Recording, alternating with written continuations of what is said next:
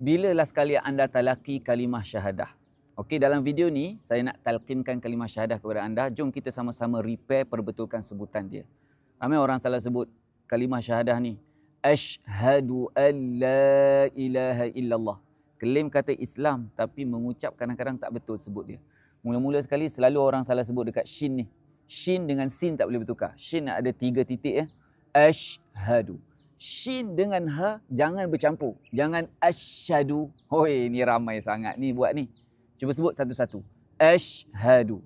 Terputus tak apa, biar sempurna bunyi huruf shin dan ha tu berbeza. Jangan gabung.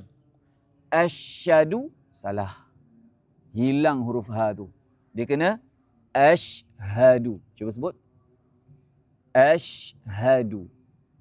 Alla. Nun tak payah bunyi ya. Memang ejaan dia ada nun. Jangan sebut an la, tak payah. Dia terus masuk dalam lam tu. Nun tak bunyi. Silent. Alla. Alla.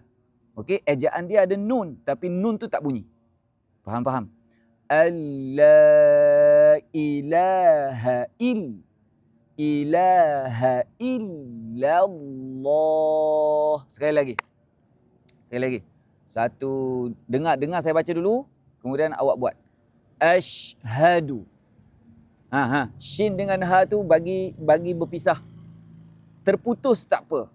Yang penting jangan tergabung shin dengan ha. Sekali lagi. 1, 2, 3. Asyhadu alla ilaha illallah. Boleh? Wa asyhadu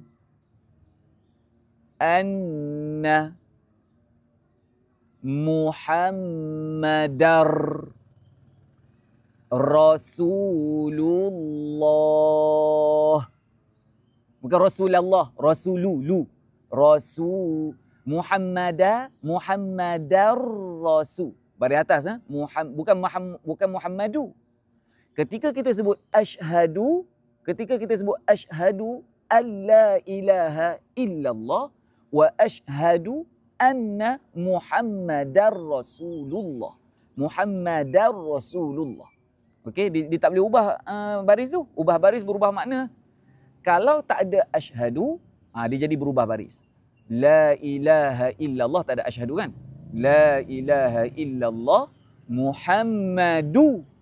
Baru Muhammadur Rasulullah. Faham? Okey, kalau tak ada asyhadu baru jadi Muhammadu. Kalau ada asyhadu dia jadi Muhammadah. Ingat tu. Ni hak azan ke hak qomat ke sama lah.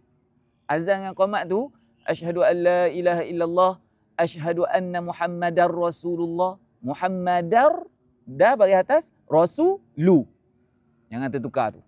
Okey, pakat-pakat berbetulkan. Saya cadangkan anda pergi jumpa imam tempatan. Ni untuk orang awam, orang yang tak ada basic tajwid. Okey, tak pandai baca Quran lagi. Sebut huruf tak apa betul lagi. Tapi syahadah kena betul lah. Ni sebab baca dalam semayang dalam tahiyat akhir ni.